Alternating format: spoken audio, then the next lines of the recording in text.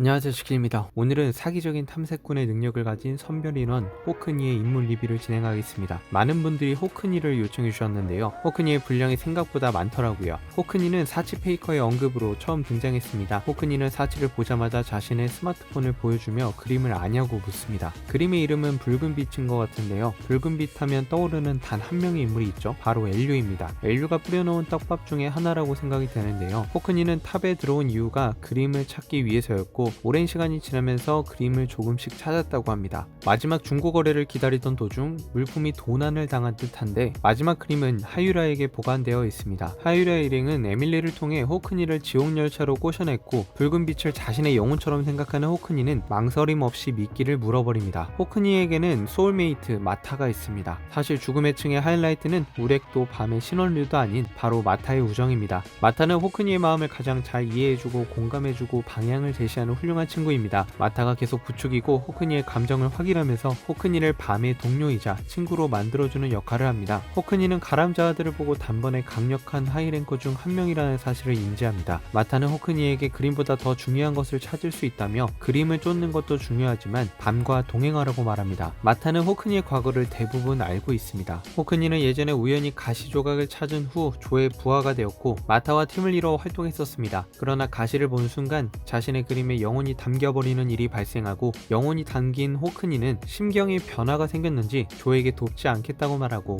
헬조는 호크니의 눈을 뽑아버립니다. 그렇게 마타는 호크니를 들고 그랑 드자에게 갔고 영혼이 일부 그림에 담겨버린 호크니는 죽음의 층에 주술해서 자유로워졌기에 드자는 자신의 미래안을 호크니에게 맡기고 호크니에게 미션을 부여했습니다. 물빛과 공주와 가시와 관련된 전원을 호크니에게 남겼지만 호크니는 기억을 잃어버린 채로 깨어났고 마타는 호크니를 헬조의 방해 공작을 이겨내고 죽음의 층 바깥으로 보냅니다. 그렇게 호크니는 드자에게 받은 미래안을 통해 미래와 현재를 같이 볼 수 있게 됐고 중요한 장면들은 원하지 않아도 강제로 보게 되는 엄청난 능력을 얻게 됩니다. 사실 이 미래안은 그랑드자가 엘류를 보고 생겨난 능력인데 이 눈이 호크니에게 감으로 호크니가 밤을 가시로 이끌 인도자로서의 역할을 부여받게 된 거죠. 호크니는 결국 미래안의 능력으로 가람과 우렉을 강제 화해시키고 효과적으로 우렉을 헬조와 맞닥뜨리게 만들어 죽음의 층의 모든 문제를 클리어합니다. 화이트가 영혼의 방에서 영혼을 훔쳐갔을 때 호크니의 눈의 능력도 멈췄다고 하는데 이로써 그랑드자가 생존해 있어야 호크니의 눈이 계속해서 제 역할을 할 수 있다는 것을 알 수 있었습니다. 그리고 호크니는 마타와 이별을 하는데요. 마타는 자신을 바깥으로 나가는 걸 무서워하는 어느 멍청이와 벌레라고 표현하며 호크니를 응원합니다. 그리고 누군가를 정복할 생각, 자신의 꿈에 누군가를 매몰시킬 생각도 없다며 어떤 누군가들을 의도치 않게 디스하죠. 이렇게 보내놓고 마타는 호크니에 대한 기억을 완전히 잊어버리게 됩니다. 그래서 더 아련하고 의미 있는 장면이죠. 호크니는 자신의 눈을 헬조에게서 다시 되찾아오는데요. 특이한 건 눈알이 3개입니다.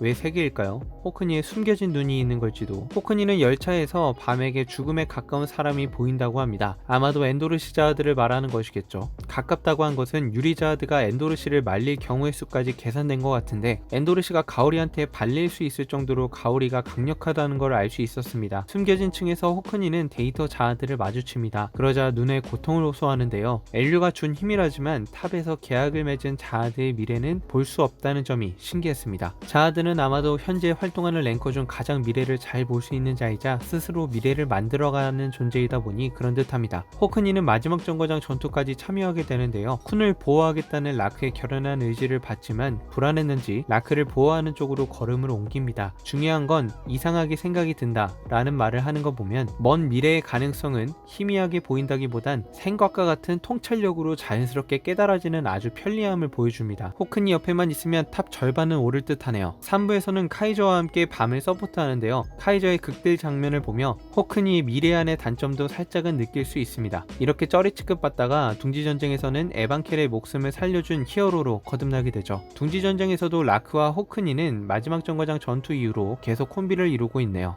귀엽습니다. 어쨌든 호크니는 에밀리와 여행자 이후로 밤과 라엘을 이어줄 접점 중 하나입니다. 마지막 조각의 힌트가 마두라코가 가지고 있는 가시 말고 마지막 가시의 행방을 알려줄 것이기 때문입니다. 우연찮게도 이 그림 조각을 얘기한 이후 구스탕이 누군가에게 큰 그림을 언급하네요. 물론 다른 의미의 그림이겠지만 가시를 전해주는 느낌과는 상통하는 무언가가 있습니다. 죽음의 층 이후를 여행하고 있는지라 하이러가 호크니를 더 이용할 가치가 있는지는 모르겠습니다. 다만 호크니의 그림이 가시와 관련된 중요한 것이라는 점을 알게 된다면 혹은 알고 있다면 밤과 라헬의 술래잡기는 계속될 듯 합니다. 이상 직진이었습니다. 감사합니다.